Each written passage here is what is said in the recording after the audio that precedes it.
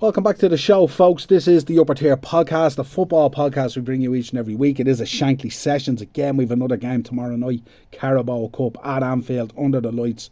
Liverpool versus Crystal Palace. Really, really tough game. Very like the Brentford game. Physical team.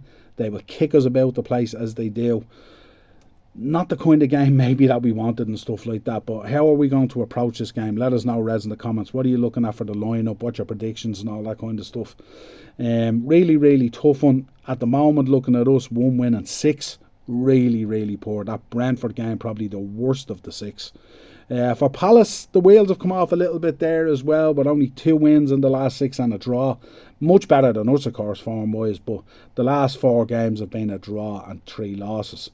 So finding their own struggles as well after levelling out a little bit. And the wheels have come off a bit at Crystal Palace since they beat us, actually.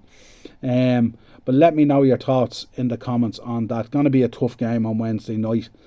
Kind of feel like it, and I hate to say this as well, but I think the Carabao Cup might be our chance at Silverware.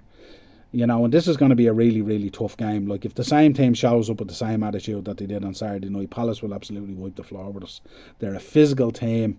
They're not going to tolerate the likes of Ertz with his little tricks and little moves and stuff like that and all. The Wharton and the users of this world will put him absolutely up in the air. A lot for Arne Slot to fix up. If we crash out of the Carabao Cup, I think that the tidal wave of discontent will increase even further. Palace looking to do the treble on us, beating us in the Community Shield and also in the league down at Selhurst Park comprehensively as well. But I feel this might be an opportunity to fix up. I don't think the team will get away with the same effort in front of the Anfield crowd that they did down at Brentford. We had Virgil van Dijk coming out after the game talking about being with us. Like, if you celebrated with us when we won the league, we need those same fans to be sticking with us through this tough time and all. I kind of felt Robbo was more the captain when he came out and did his post-match and stuff like that, talking about, basically just made the point we were fucking shit on the night and that we weren't up for it and we didn't put in the fight and we were spineless and we were cowards, and that's what really came out of it. And that's the truth. And you're better off coming out talking the truth and stuff like that. Listen, we know you need the support and we'll always give the full support. We're Liverpool Football Club. But a lot of rumblings and a lot of soundings coming out at the moment and it doesn't look good. And the team is going to have to massively raise its game in order to get through this tie on Wednesday night, because obviously Palace, you know, after winning that cup last season, they have that smell for silverware now and stuff like that, and they're going to want to put in performance. They will feel that they have their game plan against us. But if we reverted back into that 4-4-2 modified kind of thing that we did against Frankfurt, would they have an answer to that? Again, this is a game where I say all the time the battle will be won in midfield.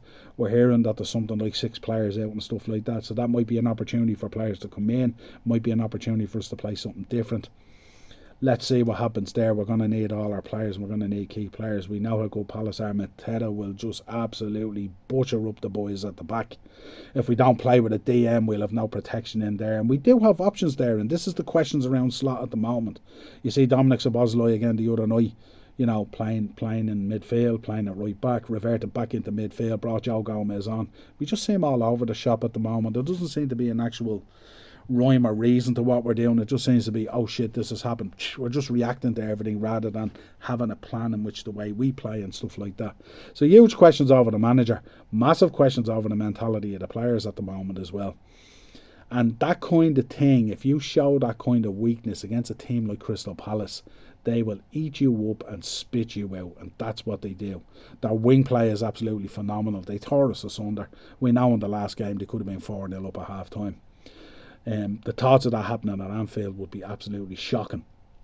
But if we could get over this line and get into the next round, we've got some huge games coming up. I don't see us doing that in the league. If anything, I see the gap increasing. Next up is Aston Villa, then we've got Man City, and then we've got Forest. We've also got Real Madrid in between that as well. So I think we're going to struggle. We're going to have to qualify in the Champions League, because I don't see us getting that now of that Real Madrid game. You know, as indifferent as they've been, they're coming off a win against Barca and El Clasico and stuff like that and all. So I think we'll have real problems there. Aston Villa at the weekend, I think, is going to be really, really tough. They'll put it about us as well. The Matty Cashes of this world, the McGinns of this world and all, they'll give us a real go as well.